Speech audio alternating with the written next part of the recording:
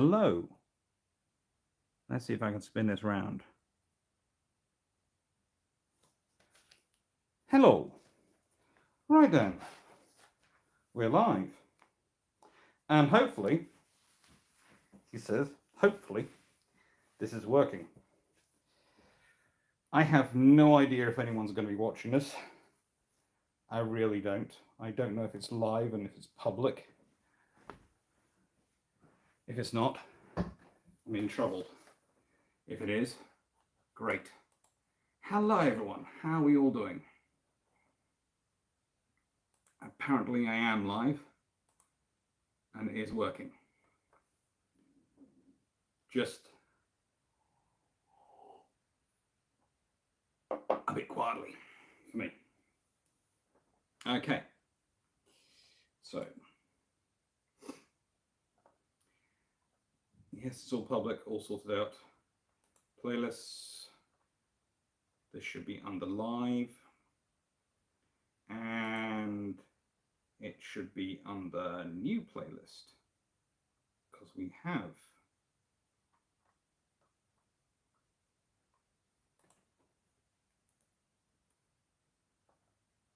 and we need a new one, which is Australia Naval History Tour 2023.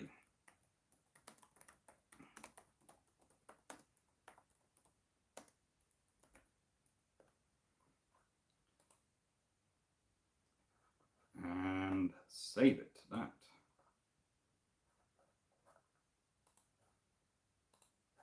And now, back to it we go.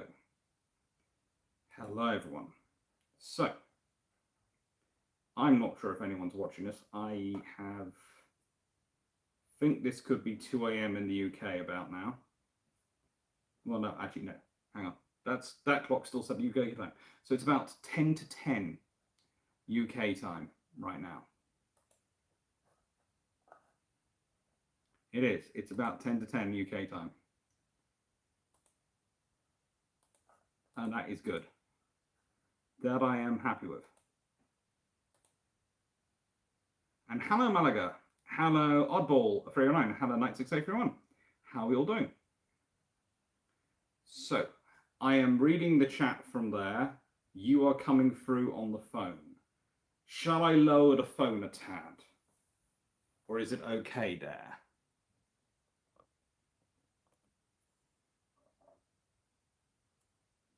Let's do that.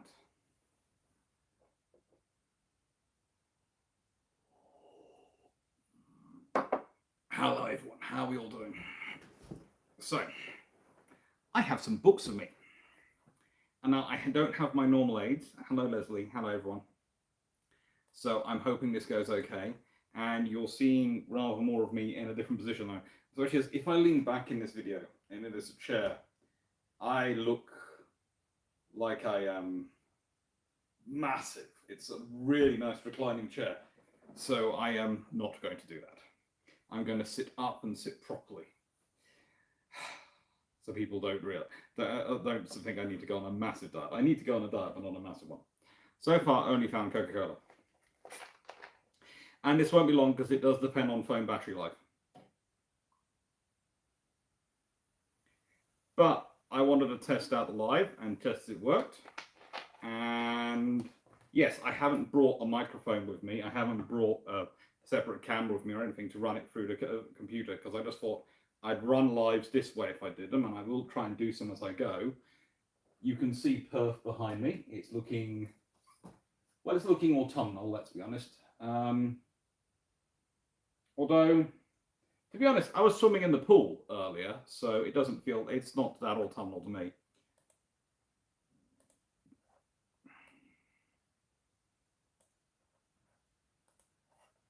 It was perfectly fine to me. Right, so, books. I do have time for questions, and I will have some questions. Hello, Jack Ray. Hello, everyone. I'm going to do some books, but I've only got about, I reckon I can do about an hour or so today. So I was going to show you the books I brought with me. I've got, of course, Travels, Battles and Darings, and I've got it with me because apparently there isn't a single copy of this book for sale at all anywhere in Australia, because they're all sold out. So waiting on the second edition to come out. So I brought my own copy with me just in case I needed it, because there wasn't a chance for me to pick up another copy anywhere else. And I am going to see HMS Daring. That's the entire point of this trip, as far as really I'm concerned. Let's be honest. No, the point of this trip, well, on a personal level, I suppose that is that. But it's basically it's having in its. We're already, I think, helping some of the museums and working with them, and I think we can be helpful, and I think we can assist naval history in getting out there. And I really want to say this: if you are able to get to Brisbane, Queensland, at the Queensland Maritime Museum, where we're going to be giving talks and we're going to be having dinner in the ship inn, you're very, very much welcome. And I have a feeling if you can get to Sydney, some of the stuff we are planning to lay on in Sydney is going to be fantastic. I think both those places are really, really going to be interesting to all of you. I think everywhere is going to be really cool and really fun, but talking with the people involved on those places, oh, they're going to be fantastic. You guys are going to rock them.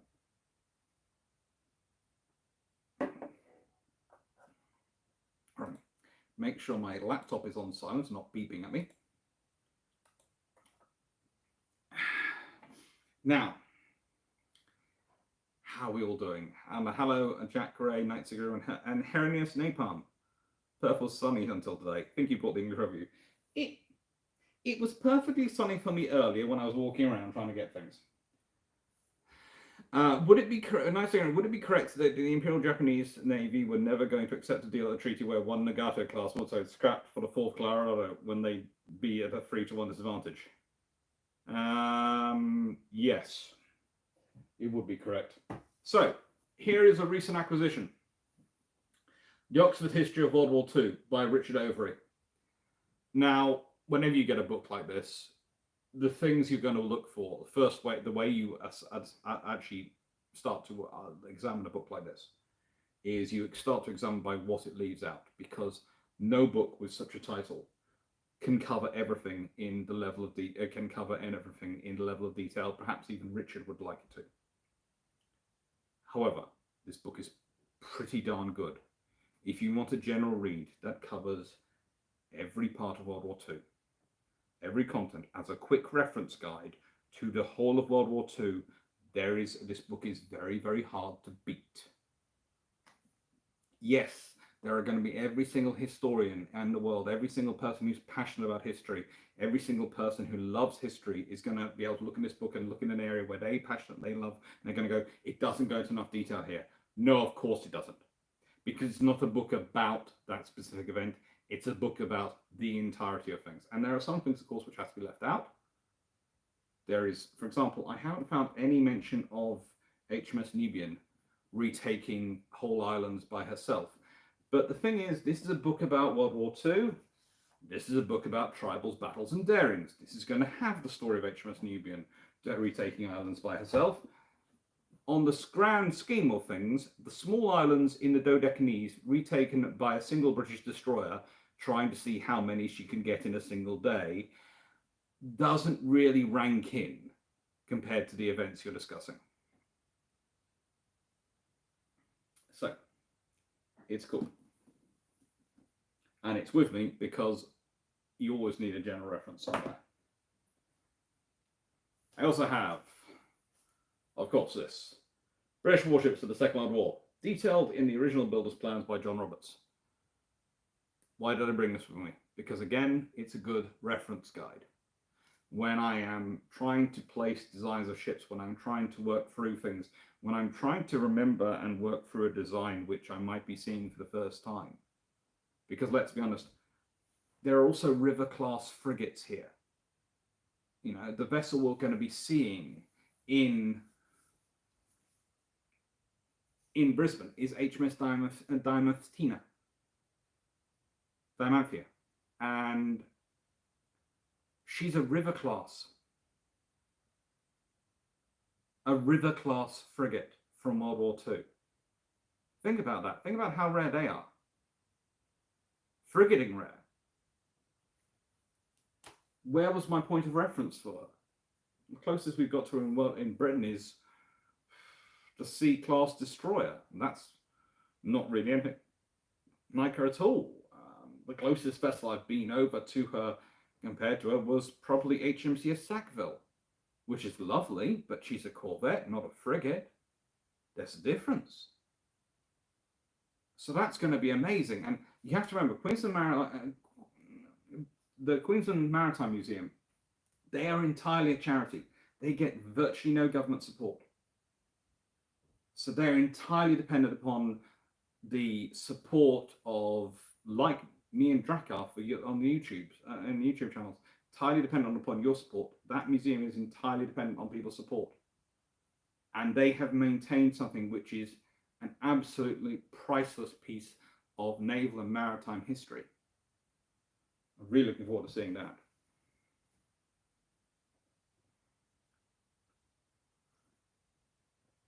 Most of them went for scrap, yes. And it's going to be, I'm actually getting to give a talk about flag-class corvettes and sloops, and I'll work in some frigates into my talk, right next to her. I cannot express how much of an honor that is for me, to be able to give a talk next to one of these ships and give a presentation. And it's something we've been working on. We're being able to do all these wonderful presentations this time. It's something we didn't manage to do in Canada. We've actually got presentations worked up. We're going to be giving the presentations. And it's something we're hoping to continue on. When we do this in other places around the world, we're hoping we're going to be able to continue on and do them. And it's going to be a thing.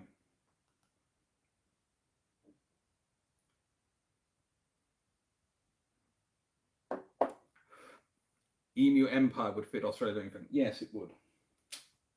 It would. Emus are scary though. They are everywhere. They're cute, but they are scary. So I've also bought with me this one, Alfred Thea Mahan's The Interest of America in Sea Power, Present and Future. The collection, instead of bringing his big book, I brought the collection of essays. And I brought the collection of essays because, frankly, I find this more interesting. And the projects I'm currently writing about, I thought this would provide me with more useful, more interesting quotes to start off chapters with than his actual, his various histories.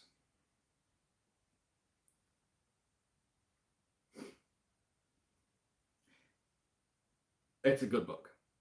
It's a fun book. And I know I've already covered it before for all of you before I went away in the Mahan themed video on brew ships, so I've gone through it properly, but I highly recommend it for those who haven't yet seen it or got it. It's for understanding Mahan, I would argue it's almost better than his more official work, which I will also recommend, of course, but I find this one a really cool one. Jack Ray, I'm up late and saw Dr. Clarke live and thought, what the shit?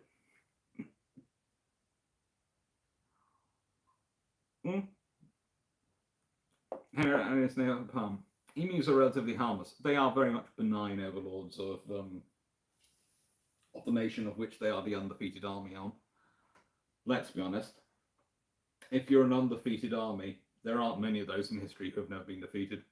And yeah, the naval battles, there were no naval battles of the Emu War. The Emus understood that their natural enemy would be the Royal Navy, and the one thing which could possibly win against them would be the Royal Navy. So they kept the battles inland, and they won. No, I have not found an iron brew shop. Next book. Sadly enough, no iron brew shop. The Steep Atlantic Stream. A memoir of convoys and corvettes by Robert Harling. With drawings by John Worsley. This is something special. As you know, one of the books I'm currently working on is about the flag-class corvettes. And I wanted a book with me that would allow me to stitch all my research together in my mind. And this is an amazing thing. This is an absolutely beautiful, beautiful thing, this book. I cannot describe how much of a pleasure it is to read, and I cannot describe how interesting it is. Imagine And what it is a first-hand account of going to war in corvettes and what it was like. And you cannot top that, really. Also, I have to say, I originally got ordered this book because I knew one of the officers mentioned in it, discussing it, the SEO, was a tribal class destroyer officer. And in true pattern of officers always being most loyal to the ships that are their first command, his first command is a corvette. So, of course, he regularly says, no, I prefer being in corvettes to being in a tribal class destroyer. It's far more, my scene, being in a corvette. And he is speaking the truth. Because as glorious as the tribal class destroyer was, it was the tip of the spear, it was a hard fighting vessel, but more importantly than that, it weren't his first command. He was a junior officer on a tribal class destroyer. That corvette was his first baby. That was his first ship. And you will never get a captain say anything bad about their first ship. It can have all sorts of issues. It's their first ship they've commanded. It's their baby.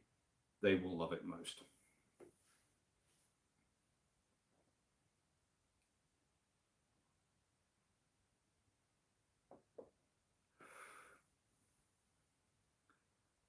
You've never seen Iron Brew in Perth here, so good luck. Thank you, Aaron. That's no harm.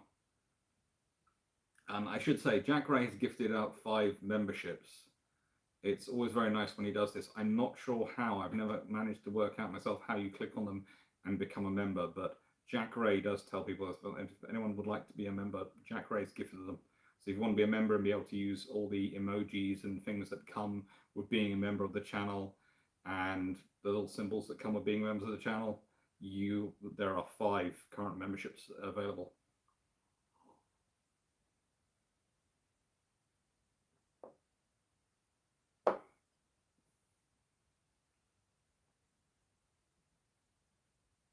Australia. Hey, you're live. Yes, well, it's technically, I think, because I'm 7 hours ahead of you, I think it's 7 o'clock for my time.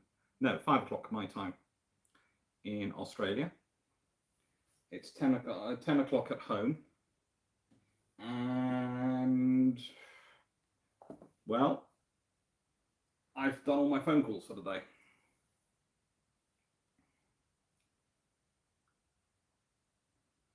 So, let's see. History Vanguard. Oh, hello, History Vanguard. Morning. Good morning to you. Good afternoon from me. It was 3 men with machine guns trying to deal 20,000 emus who are good at tanking. They were very good at tanking. I am Pathfinder for the trip again.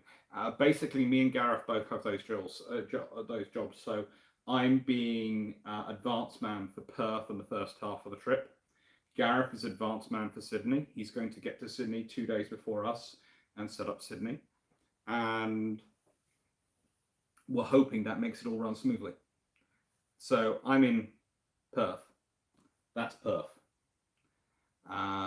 Gareth will be getting to Sydney 2 days before we do. We are going to go Perth, Melbourne, Brisbane, then Sydney, and then Drac might be driving to Canberra on the last day he's here, and then driving back and leaving from Sydney and flying home because he has to go to Tankfest.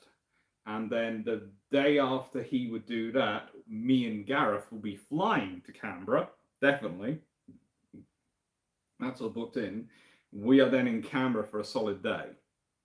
And we are 2 nights and a solid day. So we are basically going to go, if people would like to meet us, etc., that'll be all sorted out then. Land Down Under is wonderfully friendly. Very, very friendly. I have various details that I have been posting to various places for where we're going and what we're going to see and where we are.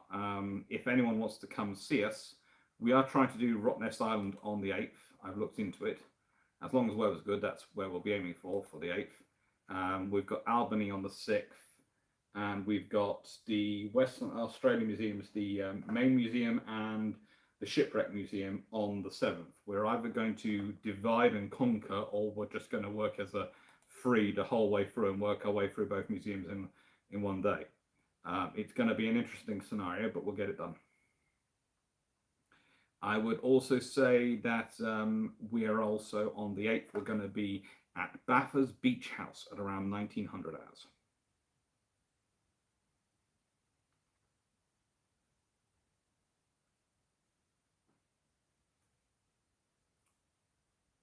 The others are literally are boarding the plane shortly.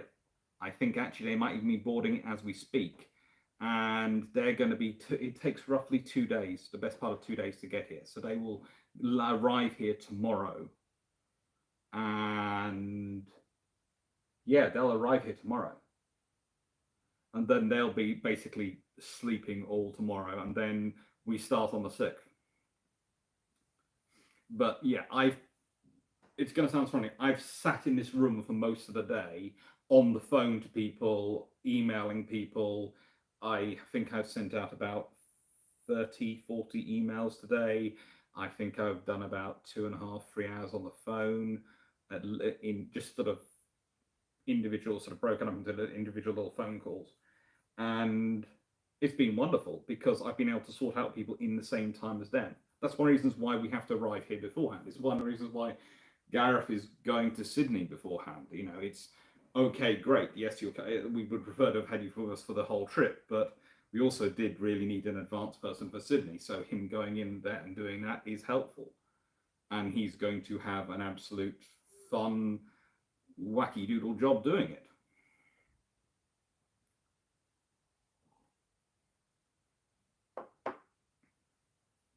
Yeah, the museums are in walking distance in Perth.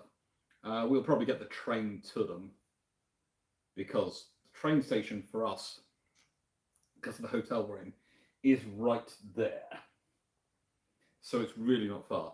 I will also say that I had a bit of an extra reason for staying awake last night. There are a lot of very good restaurants and pubs around my hotel. And I went out hunting for food at one point. They're very fun. Douglas95, do you have a favourite tribal class destroyer at all equally awesome in mind? Mine is Nature's Newman because circling an island until people are surrender is bad. That's better from outside.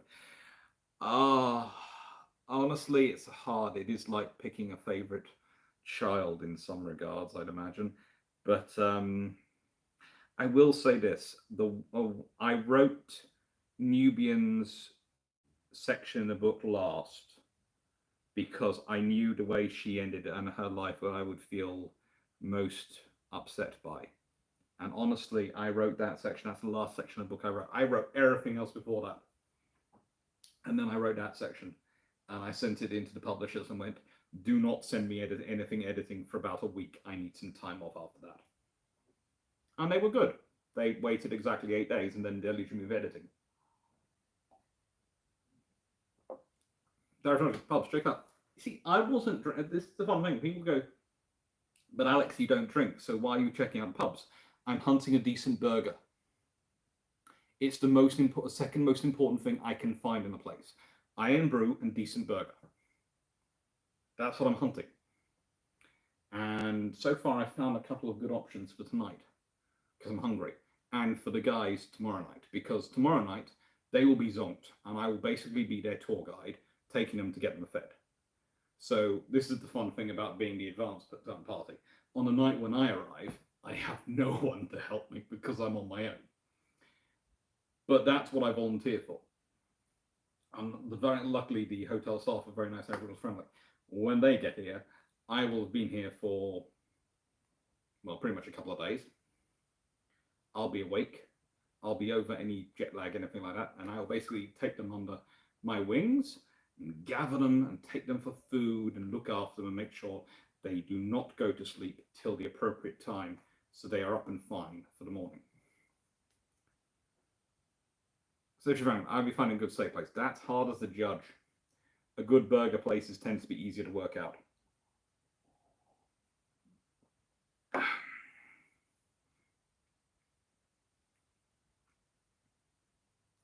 And Harris, they just got an email from Dracbury giving you a tour of the Australian Marine Complex here on the 8th. Cool.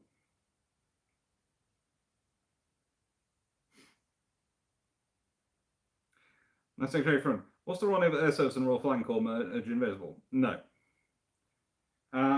It wasn't inevitable. It was very much a political campaign. I think the RAS creation is inevitable, but I think there is a debate as to whether it would have been formed from the RFC and the Royal Naval Air Service, or whether post World War One you'd have found the Royal Flying Corps formed into the Royal Air Force, rather like what happened with the US Air Force from the US Army Air Corps. And I wouldn't be surprised, especially as the Royal Navy quickly decides that they don't want to share didn't want to share their Fleet Air Arm, if the Royal Navy Air Service never went over. Because again, it was very hard to make it the case, and that was basically the case the RAF, the people agitating for the RAF were making, was that, if you're not in a properly technically minded service, you can't understand an aerial warfare. You can't really make that claim when you're dealing with the Navy. You can make that claim when you're dealing with the Army, because their image is entirely cavalry, horses, and everything. The reality is not that. Please note, anyone who's going to come go, but the British Army had this technology. Yes, I know the British Army is not like that. But the image, the impression, the political mindset was, the Army was bayonet chargers and cavalry. And, that's the problem you're dealing with. Whereas the Navy, you can't make that claim against the Navy.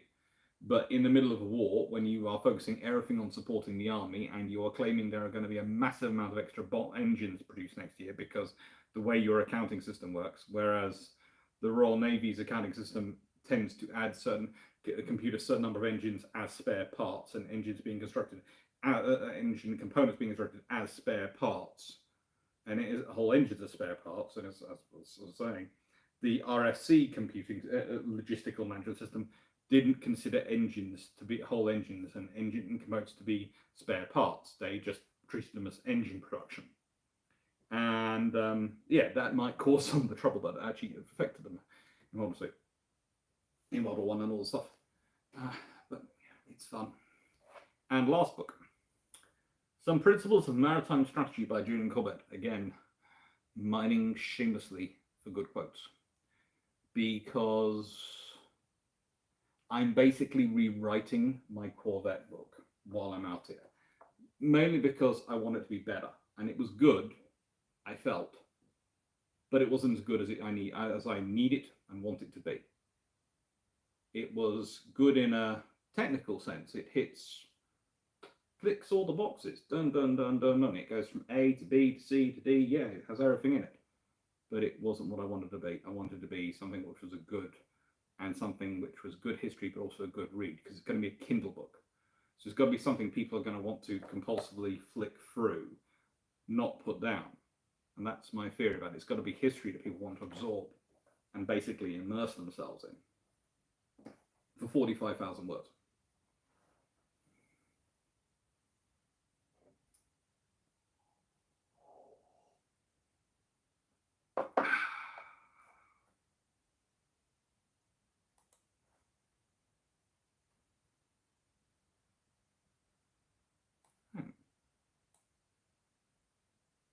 So, let's see. Yeah. So that's the books I got me. So I'm just going to do questions for about questions and chat for about another. Let's see. Let's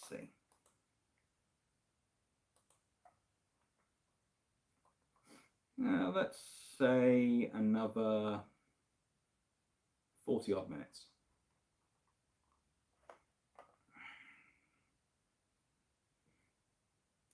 If you don't mind, and if you fancy it. And does anyone have any questions about the Australia trip?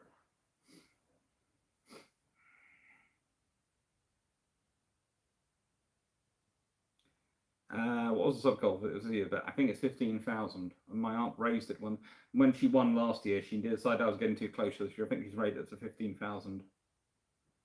The headset battery lasted forever. I have to say, the headphones, they have been really, really a godsend, and they really help my ears, because it's going to sound strange. Descending into Singapore, I didn't have them on, and we ended up doing some quite sharp turns, and for some reason that dislodged the wax I have in this particular ear and caused me to go, and I thought, oh great, I'm now going to fly again in a few minutes for hours.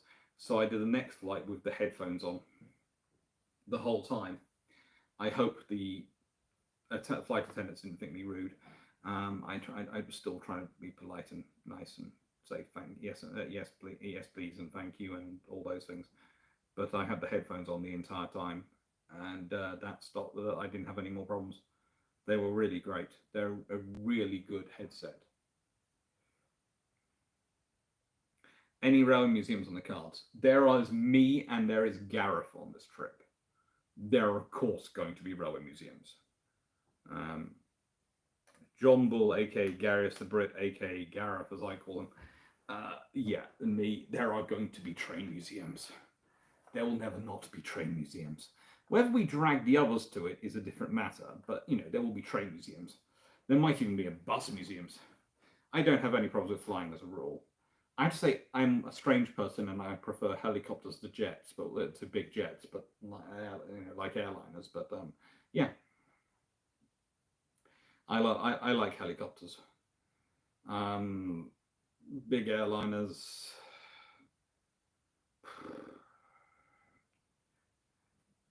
It's just the way life is sometimes.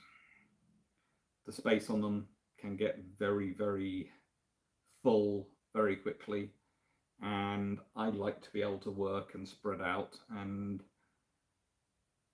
I don't exist, sadly enough, yes, in the tax bracket which allows me to readily afford that. Although when this is all over, there might be a little story that comes out because I might have made a sensible investment. We'll leave that to one side. Not in terms of financially, but in terms of the booking and organisation of the trip. That at the end of the trip, when we're doing a roundup and it's all four of us together having a discussion, things might be discussed about who or what decision was made. It was the wisest. Now, if the RN gotten its 190 Blackburn skewer between September 1935 and 1936, with entry into service by November 1935, does that make the Blackburn skewer better? It makes the Blackburn skewer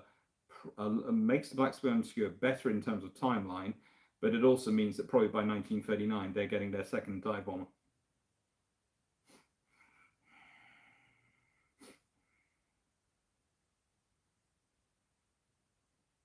So, Helios Napalm, in the ship-shape promotional video, you mentioned sharing driving. Who else has a license? Well, all four of us have licenses, but 3 of us are licensed to drive in Australia, as we are also licensed to drive in Canada. And that would be me, that would be Drac, and that would be Dr. Dan. And yeah, all 3 of us can drive pretty much anywhere we like. We are fairly competent, fairly experienced drivers, and we each have our own quirks. Mine is occasionally winding the others up by doing some really random in reversing scenarios, because they're going, you should drive forward and do this forward, and I go and do it backwards, because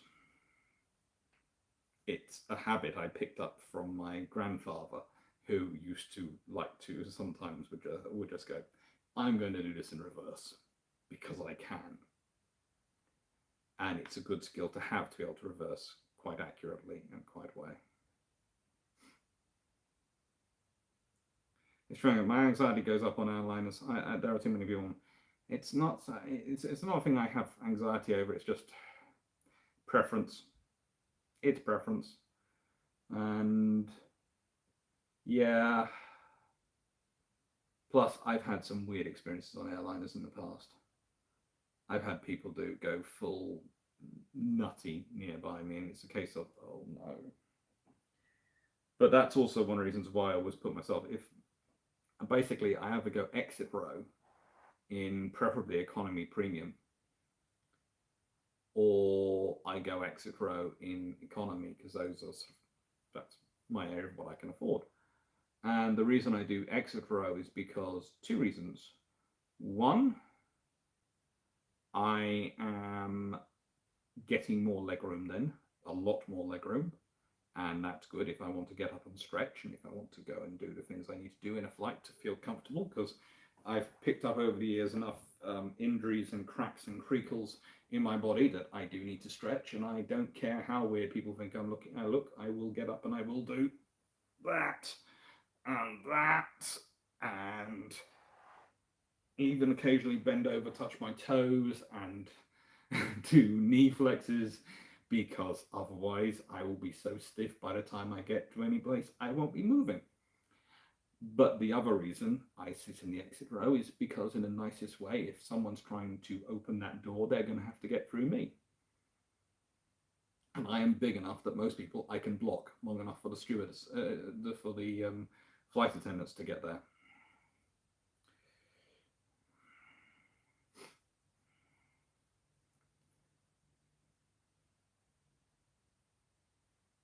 Yeah, great. I like playing Railway Empire and learning a little bit of trains. It's always fun to play, learn a little bit about trains. There's a new railway game coming out soon that both me and Gareth are sort of lusting over.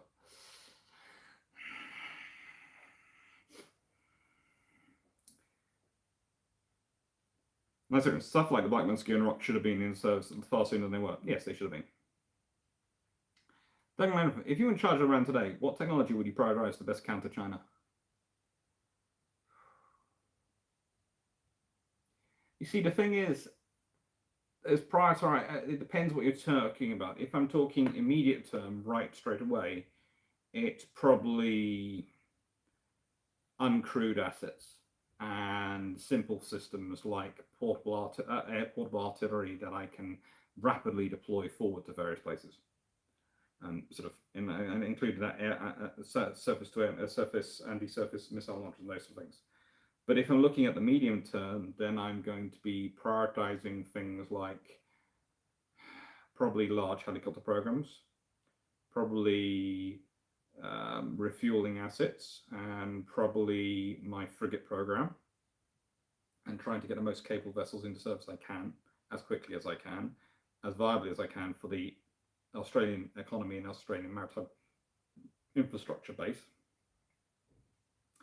And if I'm looking at the long term, then I'm looking at the SSN program, because long term I need that. I need that to try and give myself more defensive depth. I need that to try and turn the sea into as much of my defensive perimeter as possible, because the further I can keep China away from me, the more diplomatic maneuver room I buy myself, but also the more security I buy myself. Yes, I can't stop everything, but I can stop them enough. I'd also say at some certain point you might want to start backstopping that with some of the defensive systems which are needed for engaging faster, longer range threats. I would say I would be looking at whatever successor there's going to be to Patriot, or the current generation of Patriot, whether that's going to be an improved version of Patriot or a new missile system. I would be looking at that heavily.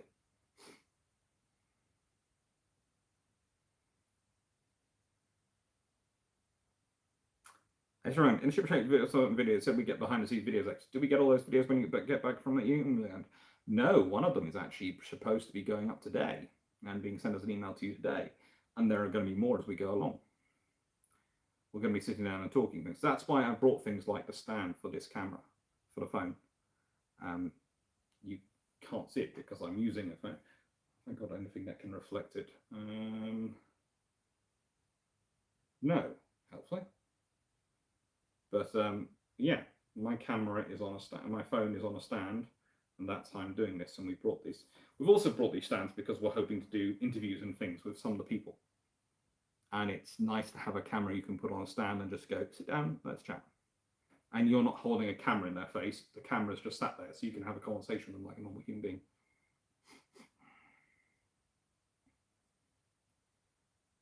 being. Jack Ray, driving on a left is just so much nicer. Dave, there's an argument aviation safety rules are the roots in railway safety. So rail museums do matter. Yeah.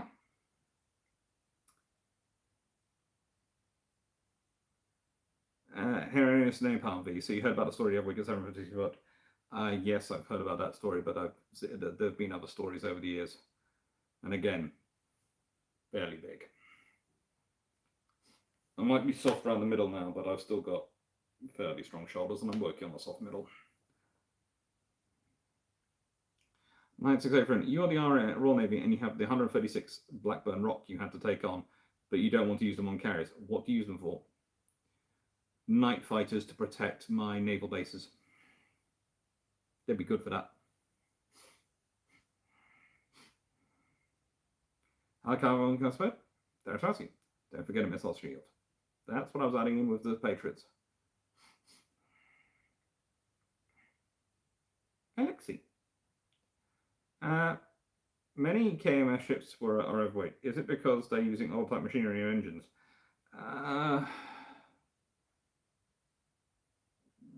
No, it tends to be because the Germans tend to have a habit of adding things in the moment they settle on a design, and they keep adding stuff in, and it keeps getting more and more complicated and more intricate and more overweight, which is why they don't have issues, because it's there's the weight you design a ship for and the weight it ends up being.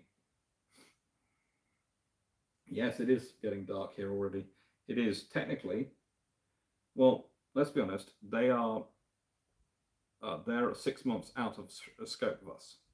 So it is about 5:30 here, but it's 5:30 winter time. So this is basically like 5:30 in December in the Northern Hemisphere.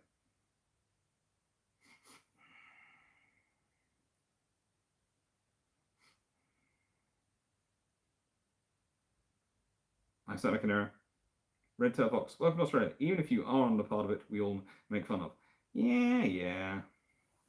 So far, the people have been very, very nice. And I'm hoping to sample a lot of their food this evening, more of their food this evening. That's another reason I need to keep going to the gym and to keep being fit. I'm very quiet. Okay, Declan. Thank you, 95. Thank you, Declan. Take care.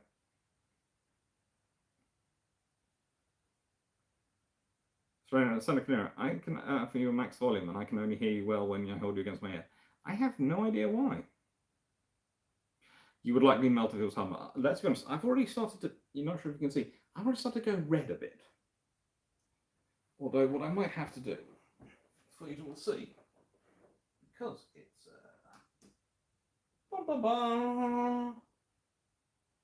we have light.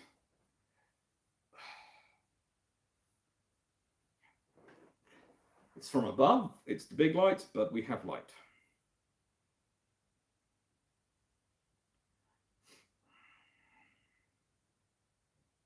Friend, I'm cooking a bacon bap. Seneca, you're going to that. That's cruel.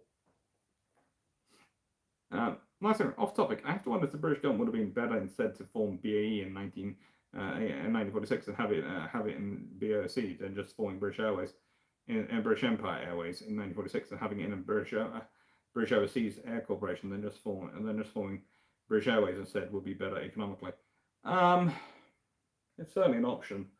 It's one of those things that you can be very much right in hindsight, historically, when you look back at things. But they were trying to form one entity because they thought the one entity would be large enough, strong enough, and viable enough that it could do what it needed to do. Sadly enough, life didn't work out that way. Coming on, the USN analysis of KMS Prince Jürgen greatly detailed the huge number of redundancy of fire control systems enabling to engage in many targets.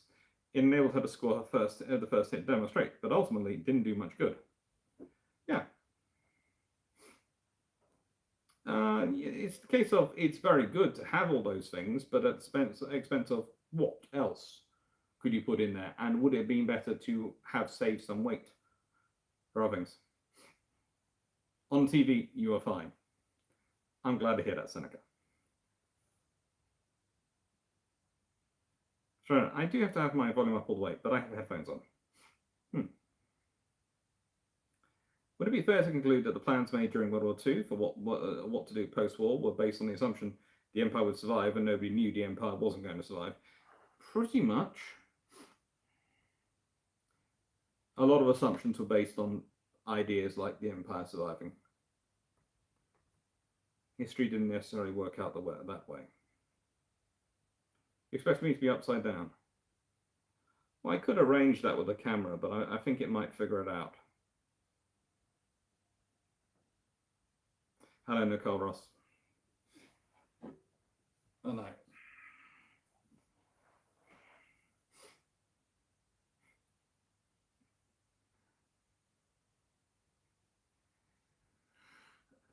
That's the toilet's one in the opposite direction. I haven't checked it out. But I will show you all something slightly disturbing, okay? So, bear with me a second.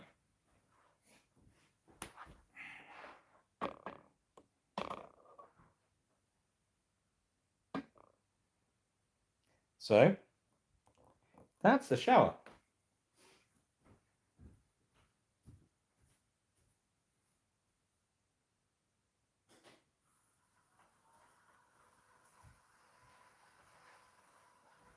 And that's the privacy screen.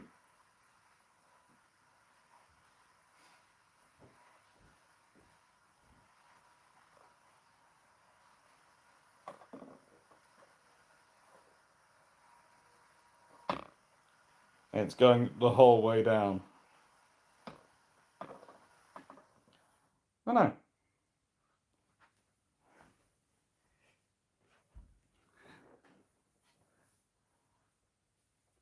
That's pretty advanced. That's a glass. That's a window, which a blind comes down over. I won't say what went through my head when I walked in here and saw it, but it was mainly this room was not designed for a single occupant. I think this is definitely a room which is designed with probably a couple in mind. I would think from the way it's set up.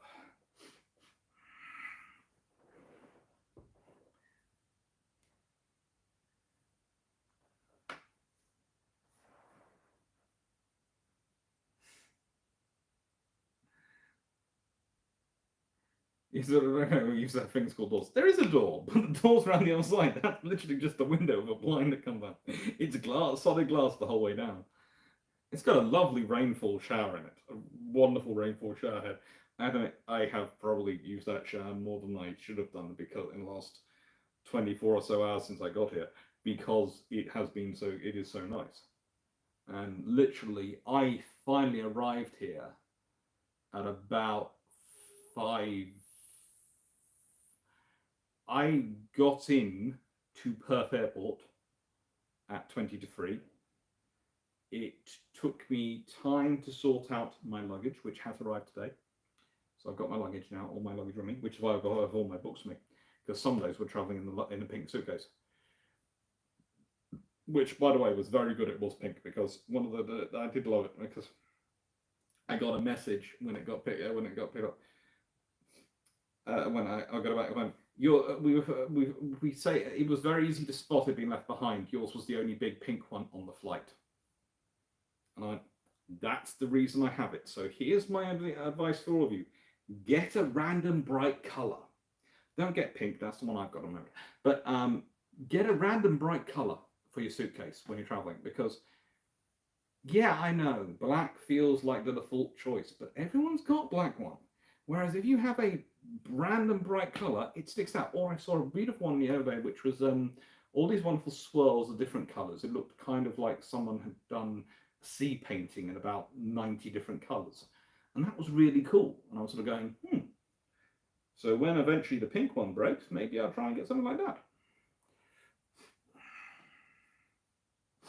Jag Ray, black and yellow striped suitcase. Bumblebee suitcase.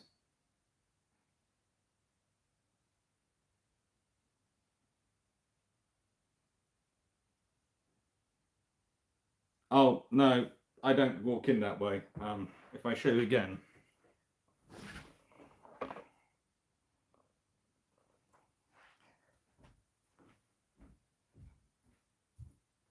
If I show you again.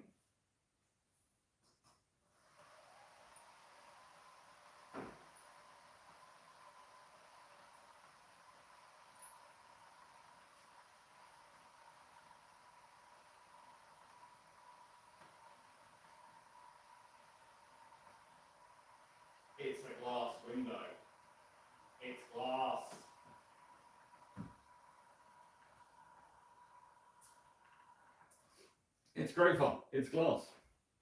I can literally lean against it.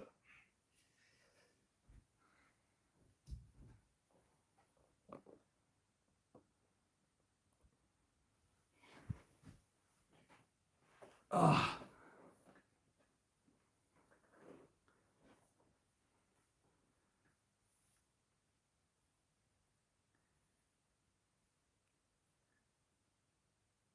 Okay, how well's on the ceiling? Yeah, you might have got a wrong hotel. It's it's a lovely hotel.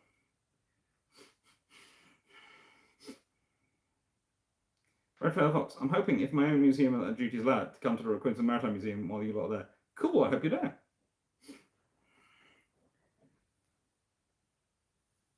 It is a nice hotel. Naval, you are in a fake winter because the sun is much too sultry and one must avoid its ultraviolet ray.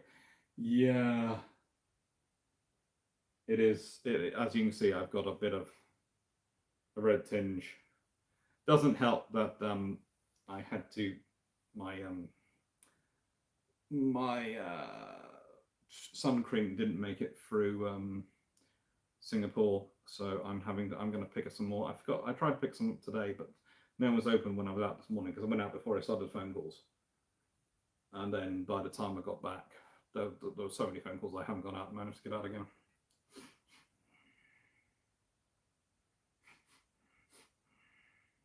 Nice. If the RN had 136 Hawker Sea Hurricanes and 100 Grumman Wildcats to 759, would that give them a better position to start with? It depends. If we're talking about the Grumman Wildcats from about late 1940, from roughly late 1940, early 1941, or the ones from 1939, because then those Grumman Wildcats wouldn't have helped them. There's a reason they lose out to the aircraft they do. But the 136 Hawker Sea Hurricanes in 1939 would be brand new Hawker Sea Hurricanes and brand new aircraft. So yeah, that'd be quite helpful. As you mentioned, since I come to the conclusion the Japanese could not win, not only because the US couldn't out and produce them, but an IJN war doctrine and lack of coordination with the Imperial Japanese. Would that be right? Japanese army. Would that be right? That was certainly a factor which weakened it and shortened the war quite considerably.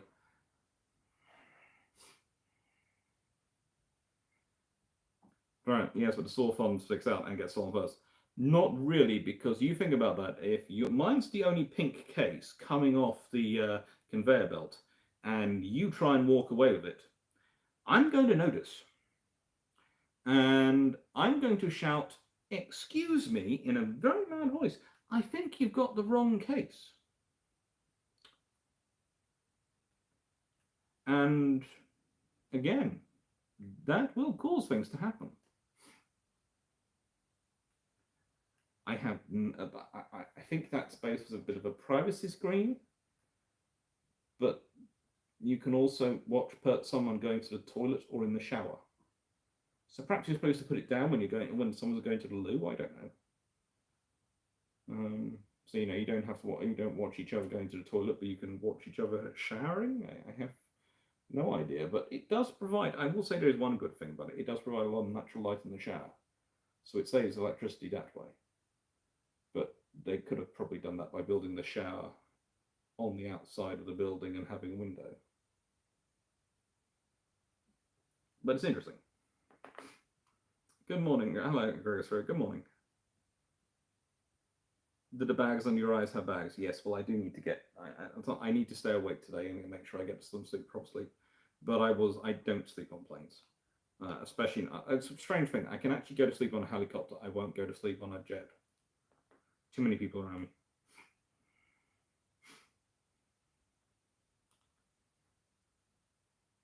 Does Australia have iron brews? So far, I've yet to find it, Nicole. So you'll have like Bill Trumps. All things being working to plan, Jamie is hopefully going to join us in Sydney. You can feel your skin burning before you take the damage from the sun. Yes. Decorate in Australia. Marmite is Vegemite. I know that. I've had both. I've eaten both as well, and Vegemite does not taste the same as Marmite. They are slightly different.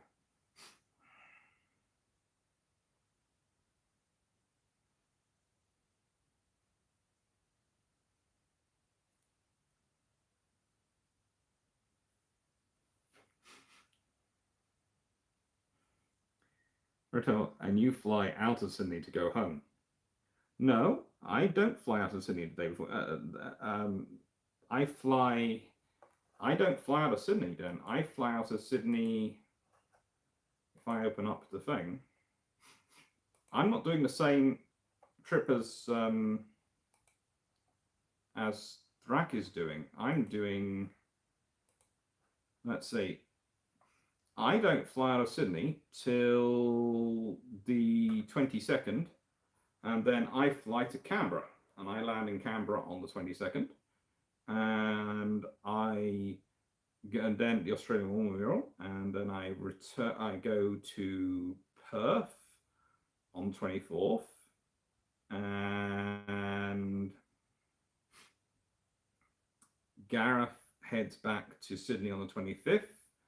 I head home on the 26th. Gareth heads home on the 27th. So basically, the two advanced team members are both staying out here the longest. I'm doing the longest actually in Australia, and Gareth is staying later than I am by 1 day. So yeah, I'm still in. I don't leave Sydney till the 22nd.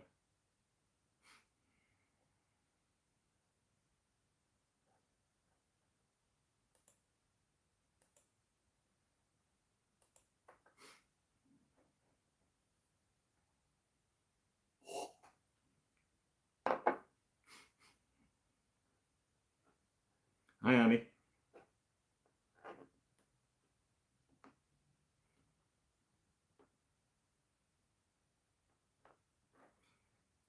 Nicholas, you had a bill trumps with some Australian Japanese signals intelligence address. Are you hoping to meet up with them? Well, hoping to. I'm second to last out. I'm first in, second to last out. Gareth is first into Sydney and last out of Sydney.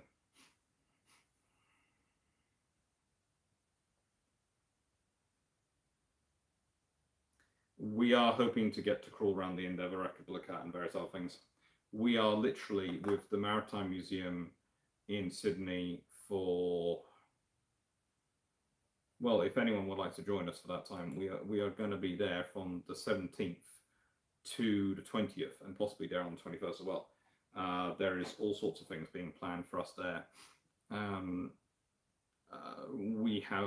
We're getting a very special tour around MV Crate. We're of course getting a lot of time aboard HMS Vampire and HMS Advance.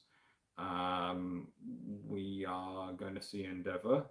We are going to see one of the sailing vessels. And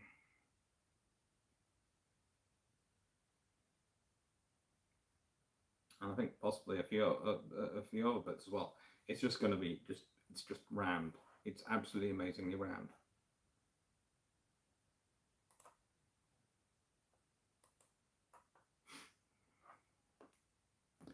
When is the reward war game of Trafalgar? I think it's going to be in July.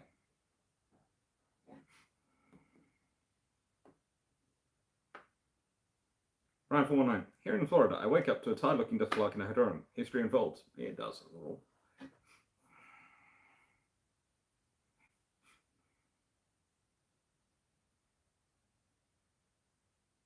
No, don't worry. I won't be. I have almost reached the hour, and I am going to go hunt. I'm going to put my phone on charge quickly again before I go hunting for food, so I don't have a phone with no battery while I'm going out wandering around Perth, because occasionally I need it sat nav.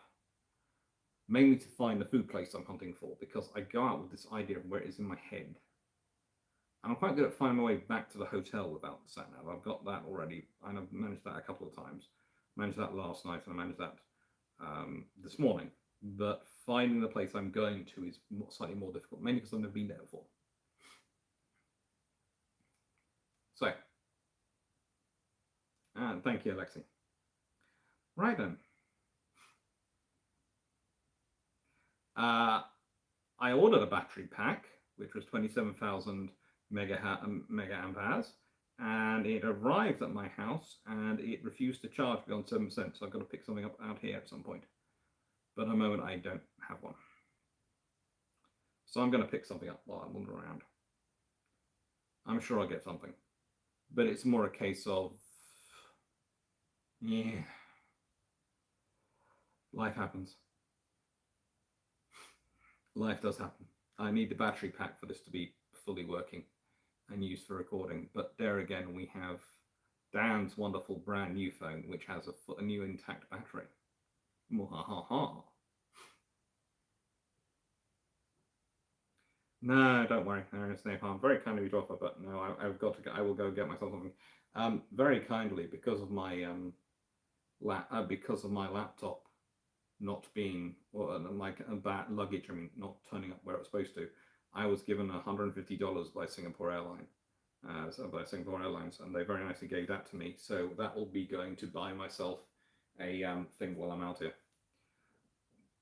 No, I didn't need to get a local SIM card. He worked for me here. Brian Horn, just wear a car battery's backpacks. You'll get a workout and have plenty of power. Tempting, very tempting. Right. Without much further ado, and because, thank you, Jack.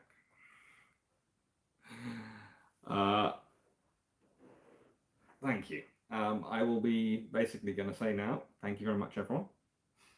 And I will try and do these. If you comment below if you think it was a success or not, and if you enjoyed it. And if you did, I will try and do them pretty much every chance I get in a hotel, one of the hotel rooms we're staying in. And I'll see if I can't get the others to join me and do a sit-down sort of impromptu session from my hotel rooms as we go, and us just chatting away, because it'd be quite nice.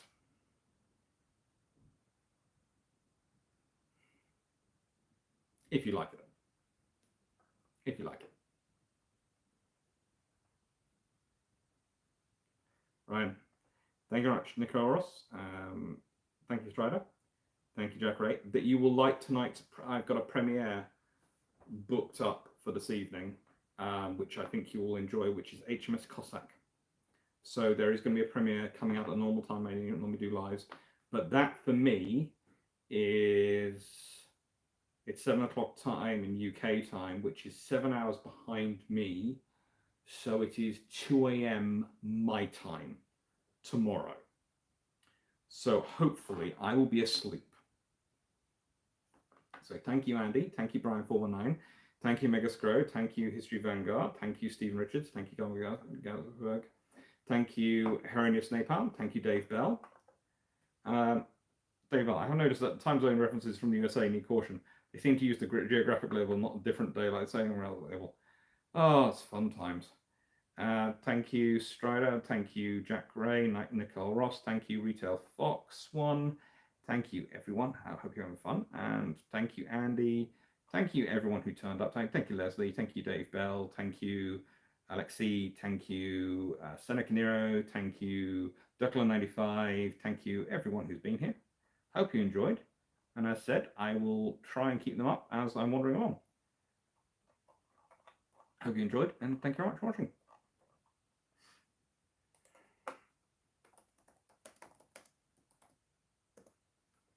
Right. Toodles. I have to go to the other side of the camera to turn this off. So you get a nice, I will leave you with a lovely image of the world outside. So while I'm turning it off, there you go. That's the view from my window. Take care, everyone, and thank you very much for watching.